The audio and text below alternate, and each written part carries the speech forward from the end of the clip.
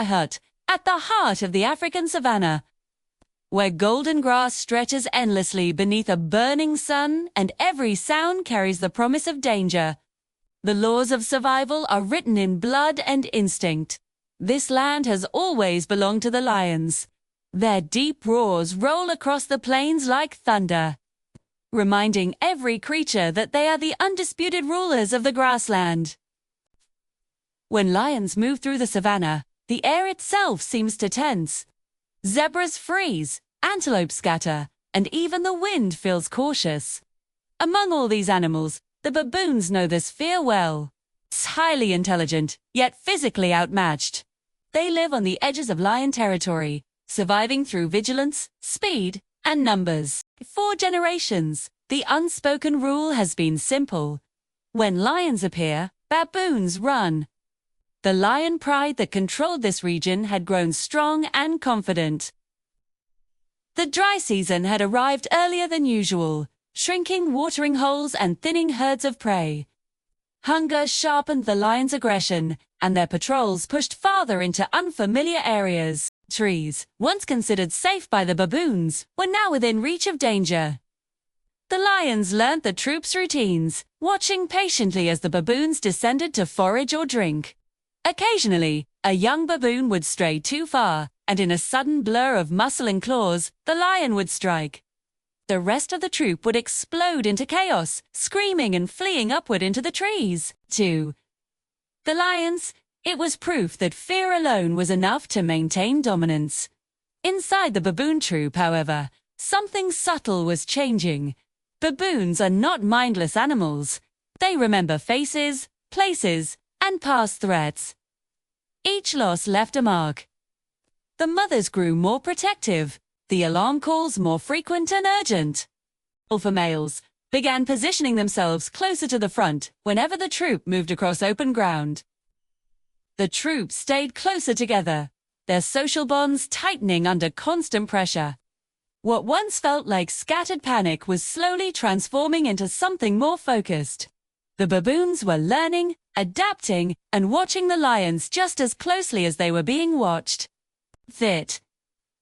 The breaking point came one afternoon under the harsh glare of the sun. The troop had gathered near a shallow watering area, tension already high. Suddenly, the grass parted, and the lions emerged with terrifying precision. The baboons reacted instantly, screaming and climbing. But this time, a young baboon was caught in the chaos, there filled with distress calls that echoed across the plains. Then, something unprecedented happened. Instead of dispersing completely, the troop regrouped. The alpha males turned back toward the lions, their bodies stiff, their eyes locked on the predators. The screaming did not fade, it grew louder, deeper, and more coordinated. What followed was not a single act of bravery, but a collective decision. The baboons surged forward together. They charged as one mass, hurling stones, snapping branches, and unleashing deafening roars of sound. Dust rose into the air, blurring vision and breaking the lions' focus. Surrounded by movement and noise from every direction, the lions hesitated. This was not the reaction they had come to expect.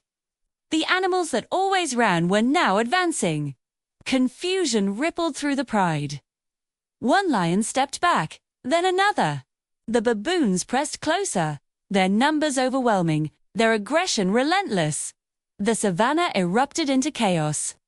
Screams, snarls, and the pounding of feet merged into a single, violent rhythm. The baboons did not attack with brute strength, but with strategy and persistence. They lunged forward and retreated, striking nerves rather than bodies. The lions, built for short, decisive hunts, found themselves trapped in a confrontation they could not easily win. With no clear target and no element of fear to exploit, the pride began to withdraw, slowly at first. Then, with growing urgency, the lions turned away, retreating into the tall grass they once ruled without question. As the dust settled, a heavy silence followed. The baboons remained clustered together, breathing hard, scanning the horizon, ready to defend their ground again if necessary. the lions did not return that day. 2. In the days that followed, the pride shifted its territory, seeking easier prey and less resistance. The baboon troop, though still cautious, moved with renewed confidence. Their calls were no longer constant alarms, but signals of coordination. They had learned something vital, that unity could rewrite the rules they had lived under for generations. Day. This moment did not change the natural order forever.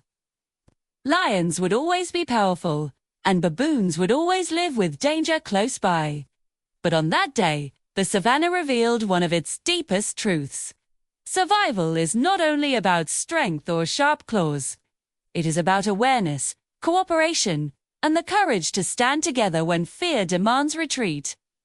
The grassland remembered that moment. 1.